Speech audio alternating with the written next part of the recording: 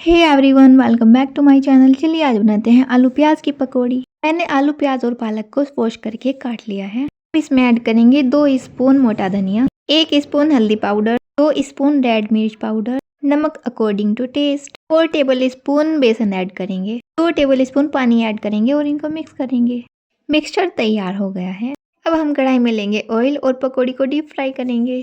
Oil गर्म हो गया है। अब इसमें डालेंगे एक एक करके सारी पकौड़ी। 10 से 12 मिनट में पकौड़ी फ्राई हो जाएगी। 10 से 12 मिनट होने के बाद पकौड़ी फ्राई हो गई है। अब इसको बाहर निकाल लें। पकौड़ी की रेसिपी को आप भी ट्राई कीजिएगा। क्रंची और गर्मा गर्म पकौड़ी तैयार हो गई है। Thank you for watching my video. Please like and subscribe my channel. Allah Hafiz.